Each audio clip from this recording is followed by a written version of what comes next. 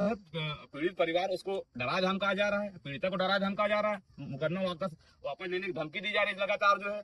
अब देखिए सुरक्षा यहाँ मिलनी चाहिए पीड़ित को, लेकिन वो देखिए आप वहाँ क्या कहते हैं, जो आरोपी है, जो रेप का आरोपी है, उसके यहाँ सुरक्षा लगाई गई है। यह कहाँ का न्याय है? देख लीजिए ये घर दिखा दीजिए, यहाँ उनके क्या कहते हैं जीव जंत धूप में सब पड़े हुए हैं, डर के मारे बेचारे सब यहाँ से पलायन करने को मजबूर हैं। तो भाई जो जिस बेटी के साथ बलात्कार हुआ उसका बाप जेल में क्यों? सरकार जवाब देना चाहिए ना कि जो जिनके साथ बलात्कार हुआ, क्या बलात्कार हो गया होता और वो चुपचाप रहते तो ठीक रहता चीज।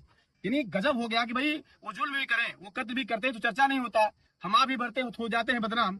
मैंने आप जुल्म भी करिए, आप जाते भी करिए, हमारे लोगों को जेल भेजिए, यही है क्या? ये होगी राज है? बीजेपी वालों से बेटी बचाओ, ये जनता का नारा है, बीजेपी वालों से बेटी को बचाओ। तो सीधी बात है कि हमारी आपको अपनी बेटियों को बचाना होगा इन बीजेपी वालों से। दूसरा, अगर हमारे साथ कोई जाति होती है तो हम कानून शरण जाएंगे तो उल्टा हमें जेल जाना होगा। कि आदरणीय योगी जी हिटलर भी नहीं रहा, मुसोलिनी भी नहीं रहा, हम आप करिएगा, आप भी नहीं रहिएगा। ये लोकतंत्र है, लोकतंत्र में सब कुछ चीजें जनता से चलती हैं, और जनता अगर ये तय कर लेगी क्या सही है क्या गलत है, तो माफ करिएगा कल सरकार में आप नहीं रहिएगा, आपका क्या होगा ये सोचिए आप। इस वक्त हम कौशाम्बी जिले के लोहदा गांव में हैं। यहाँ पर एक वारदात हुई थी, एक 8 साल की बच्ची के साथ दुष्कर्म का मामला सामने आया था। योगी सरकार में लगातार एनसीआरबी रिपोर्ट के आंकड़े भी लगातार बता रहे हैं कि हर 1 मिनट में लगभग 90 से ज्यादा बच्चियों का बलात्कार हो रहा है। आज इस लोहदा गांव में भी हम मौजूद हैं और आप यहाँ पे तमाम लोगों से बातचीत करेंगे कि 8 साल की बच्ची के साथ जो बलात्कार हुआ था, यहाँ पे पीड़िता के साथ ही पुलिस प्रशासन और योगी आदित्यनाथ के लोगों के द्वारा ब्रजेश पाठक के दबाव में लोगों के ऊपर अत्याचार होने का काम हो रहा है। तो हम लोगों से बातचीत करेंगे, यहाँ के स्थानीय लोगों से ही बातचीत करेंगे, आखिर क्या है पूरा मामला। देखिए जैसा कि हम लोगों को जानकारी मिली है, एक हमारे पाल समाज की 8 वर्षीय बच्ची है, उसके साथ रेप जैसी जघन्य घटना घटती है। जब वो अपने परिवारजनों को बताती है तो उसके परिवारजन जिस जो आरोपी था उसके खिलाफ थाने में तहरीर देते हैं। उस तहरीर के तहत मुकदमा दर्ज होता है। यहाँ तक तो सब कुछ ठीक था। मुकदमा दर्ज होने के बाद उस आरोपी को पुलिस जो है विधिपूर्ण रूप से जो है उनको गिरफ्तार करती है। गिरफ्तार करने के बाद उनको विधिपूर्ण तरीके से जेल भेजती है।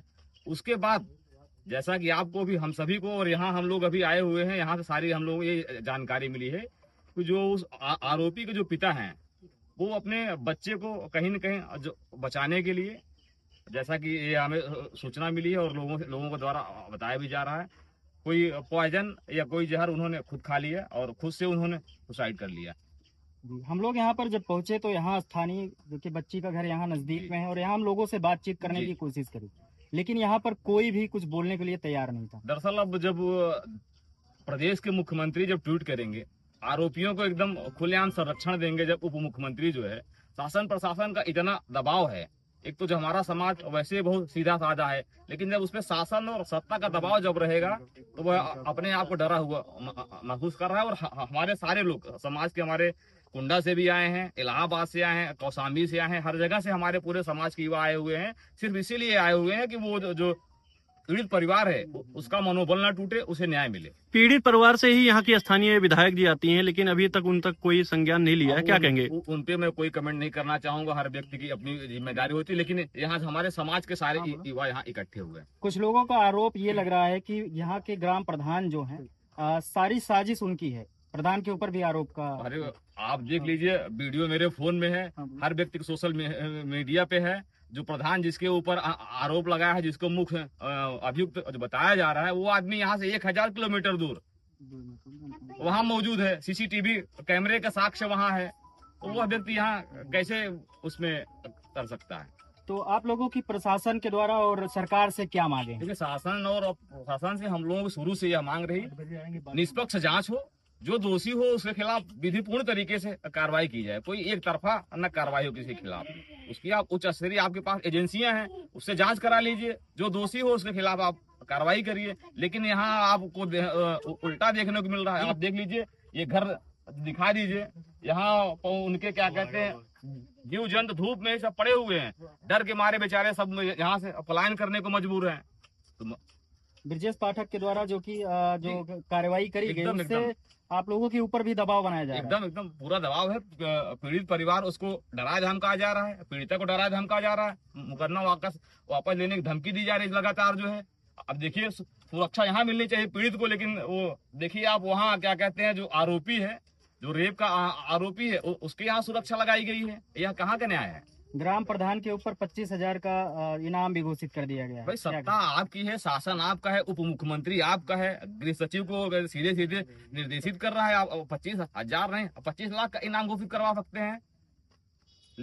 लेकिन हम आप मीडिया बंधुओं के माध्यम से माननीय योगी आदित्यनाथ जो हमारे सूबे के मुख्यमंत्री हैं और बहुत समझदार व्यक्ति है, उनसे हम सभी पूरे हमारा पाल समाज, हमारी होलकर सेना या हमारे शेफर्ड टाइगर फोर्स के भी लोग हैं, हमारे और भी संगठनों के समाज के लोग हैं, हम सब ये सोशल मीडिया के माध्यम से, आपके न्यूज चैनल के माध्यम से यह अपील करना चाहते हैं कि इस मामले की निष्पक्ष जांच करवाएं। हम नहीं कहते कि आप किसी एक पक्षी कार्रवाई करिए, इस मामले की आपके पास जांच एजेंसियां हैं, निष्पक्ष जांच करवाइए, जो दोषी हो विधिपूर्ण तरीके से उसको सजा मिले। न्याय नहीं मिलता तो आपका अगला कदम क्या होगा? न्याय नहीं अगर मिलेगा तो हम लोग संविधान को मानने वाले लोग हैं, संविधान को पूजने वाले लोग हैं, हम लोग संवैधानिक तरीके से जो भी हमसे बन पड़ेगा, चाहे धरना करना होगा, आंदोलन करना होगा, यहाँ तक कि अगर आमरण अनशन की भी नौबत आएगी तो हम लोग संवैधानिक तरीके से आमरण अनशन करने को मजबूर होंगे। लेकिन अपने इस परिवार को अकेला नहीं छोड़ेंगे, या हम सब विश्वास दिलाना चाहते हैं और इसी विश्वास के साथ हम सभी लोग यहाँ आए हुए हैं। और कोई बोलेगा? हेलो सर, जो प्रकरण घटा है उस पर आपकी क्या राय है सर? जिस तरह यहाँ पर देखने को मिला कि लोग डरे हुए हैं, कुछ बोल नहीं पा रहे हैं लोग। देखिए, तो बहुत सारी बातें विवेक ने बता ही दिया है। ये सच है कि अगर आज कानून का राज होता है तो घटना तो 28 तारीख की है, FIR 28 तारीख हुआ, उसका वीडियो लीगल वगैरह हो गया, सब कुछ हो गया है। और जो अभी पीड़ित जो व्यक्ति अपराधी है, उसके पिता की मौत आप जान रहे हैं कि 5 तारीख को हुई है। उसके CCTV कैमरे का जो रिपोर्ट है वो भी वायरल हो गया है।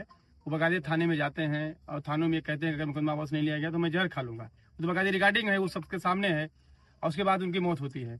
तो ये जो पीड़ित बच्ची है, उसके पिता ने तो 28 तारीख को मुकदमा दर्ज कराया था थाने में। 29 तारीख प्रकरण चल रहा है, 10 दिन बाद कोई मरता है तो उसके लिए वो लोग कैसे जिम्मेदार हो जाएंगे? और सीधी बात, वो कहाँ जाएंगे? वो तो कानून शरण में ही जाएंगे ना। किसी के साथ अगर तकलीफ होगी, पीड़ा होगी तो कानून के शरण में जाएंगे, और कानून अपनी कार्रवाई कर रहा है तो दोषी कहाँ से हो गए? पहली बात तो ये। दूसरी बात, देखिए, कानून सबके लिए बराबर होना चाहिए। जात के नाम पे, धर्म के नाम पे जो भेदभाव किया जा रहा है, खासकर इस सरकार में, ये बहुत गलत है। जो भी वंचित समाज के लोग हैं, जो भी पीड़ित समाज के लोग हैं, उनके साथ अगर न्याय होता तो भाई जो जिस बेटी के साथ बलात्कार हुआ उसका बाप जेल में क्यों? सरकार को जवाब देना चाहिए ना कि जो जिसके साथ बलात्कार हुआ, क्या बलात्कार हो गया होता और वो चुपचाप रहते तो ठीक रहता चीज। यानी वो कानून के सामने अगर जा रहे हैं तो सजा, इसकी सजा उनको मिलेगी क्या? डॉक्टर अम्बेडकर साहब ने संविधान इसलिए बनाया था क्या? संविधान इसलिए बनाया था कि सब संविधान सब बराबर हैं। अगर किसी के साथ कोई जुल्म जाति करेगा तो कानून के सर पर जाएगा न्याय मांगने। अगर वो क्या न्याय मांगना गुनाह है, इसके बाद सजा दी जा रही है उनको।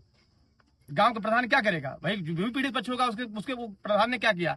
जो भी बलात्कारी था उसको तो मारा पीटा नहीं ना, वो तो जा कानून शरण में गया, कानून से कानूनी कार्रवाई की मांग किया, कानून अपनी कार्रवाई किया भी, तो वो लोग दोषी कहाँ है? यानी गजब हो गया कि भाई वो जुल्म भी करें, वो कत्ल भी करते हैं तो चर्चा नहीं होता, हम आप भी भरते हो जाते हैं बदनाम। माने आप जुल्म भी करिए, आप जाति भी करिए, हमारे लोगों को जेल भेजिए, यही है क्या? ये योगी राज है? क्या लगता है कि जिस तरीके से आज सत्ता में बीजेपी है, बेटी पढ़ाओ बेटी बचाओ का नारा, स्लोगन देने का काम करती है, लेकिन आए दिन छोटी बच्चियों से लेके लगातार बलात्कार होने का ये कार्यक्रम सिलसिला जारी है। वो तो बीजेपी ने नारा दिया था, जनता ने एक नारा दिया, बीजेपी वालों से बेटी बचाओ। ये जनता का नारा है, बीजेपी वालों से बेटी को बचाओ। तो सीधी बात है कि आपको अपनी बेटियों को बचाना होगा इन बीजेपी वालों से। दूसरा, अगर हमारे साथ कोई जाति होती है तो हम कानून शरण में जाएंगे तो उल्टा हमें ही जेल जाना होगा। ऐसी स्थिति में एक बहुत साफ सी बात है, बहुत सारी बातें यहाँ आ चुकी हैं। मैं इतना ही कहना चाहूंगा कि आदरणीय योगी जी हिटलर भी नहीं रहा, मुसोलिनी भी नहीं रहा, और माफ करिएगा आप भी नहीं रहिएगा। ये लोकतंत्र है, लोकतंत्र में सब कुछ चीजें जनता से चलती हैं, और जनता अगर ये तय कर लेगी क्या सही है क्या गलत है, तो माफ करिएगा कल सरकार में आप नहीं रहिएगा, आपका क्या होगा ये सोचिए आप। इससे ज्यादा हम कुछ नहीं कहेंगे। अगर इसी तरह सब कुछ होता रहा, जाति के नाम पे, धर्म के नाम पे, जाति कहाँ थी? 5 तारीख तक जाति कहाँ थी? एक व्यक्ति के साथ बलात्कार हुआ, जिस व्यक्ति ने बलात्कार किया उसको सजा हो रही थी, तो तब तक जाति नहीं आई थी। अचानक 5 तारीख को कहां से जाति आ गई? और कई अन्य दल के लोग भी यहाँ के जाति टेक लगाकर अपनी बात कहने चले आए या कह रहे हैं। भाई हम तो पीड़ित जात के लोग हैं, हम तो पीड़ित पक्ष के लोग हैं, हमने तो कभी जात की बात नहीं करी जब हमारी बेटियों के साथ बलात्कार हुआ। लेकिन आपका व्यक्ति जो खुद जाके थाने में सुसाइड कर रहा है, आप उसकी जात के पक्ष में खड़े हो जा रहे हैं। तो माफ करिएगा, भारत का संविधान वो बात को अब नहीं मानता है कि जब जगन्नाथपुरी में था कि ब्राह्मण को सजा ही नहीं मिलेगी। भारत संविधान चाहे ब्राह्मण हो, चाहे पाल हो, चाहे मौर्य हो, चाहे पटेल हो, चाहे क्षत्रिय हो, कोई भी होगा, अगर वो अपराधी है तो कानून के तहत उसको सजा मिलनी चाहिए। बहुत बहुत धन्यवाद।